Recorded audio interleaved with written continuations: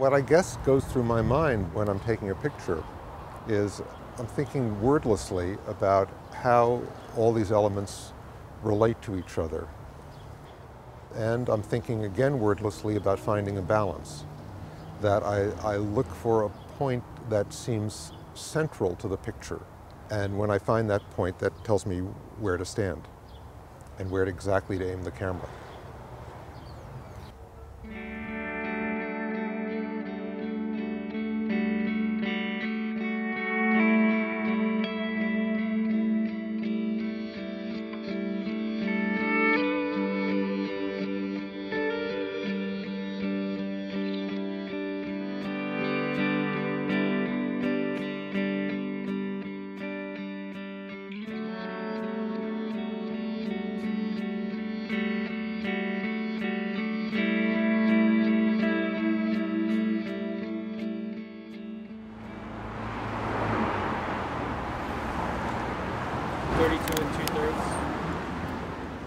I think a work can hold a lot of different things at once.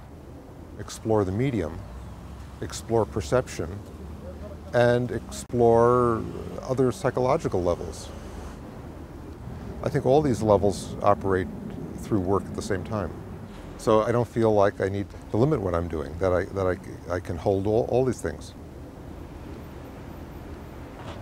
In a simple physical way, the camera is recording with extraordinary detail. And that allows me to see things of interest, but not make them the whole point of a picture. For a person to see a scene with as much detail as this camera can record might take several minutes, but you can have the experience of taking it all in a few seconds in the picture. And so like time, there's a sense of time being compressed in it. I've discovered that this camera was the technical means in photography of communicating what the world looks like in a state of heightened awareness. And it's that awareness of really looking at the everyday world with clear and focused attention that I'm interested in. I don't know what attracts me. I mean, I'm just following my instinct.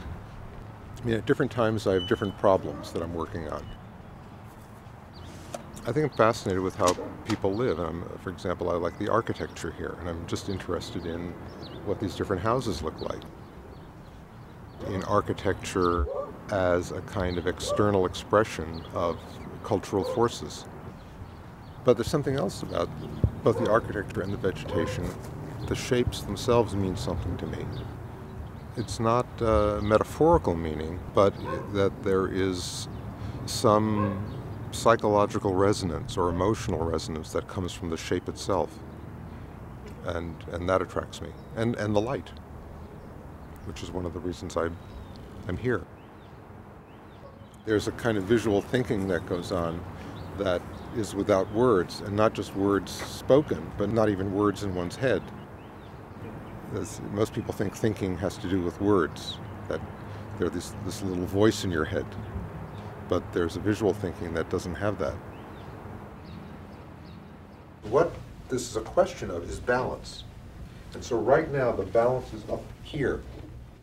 Before I started teaching, when I worked, I was never used to verbalizing what I was doing. There was no need to. I work as all silent. I don't talk to anyone. I mean, I'm used to working alone. That's not very helpful for a teacher, and so I had to figure out how to take things that I'm seeing and perceiving and turn them into words, and that helped. I found it very useful because it helped clarify things for me. I'm taking a ½ an inch off the top, adding a ½ an inch to the bottom, and the balance shifts a little bit. Your attention goes down here more.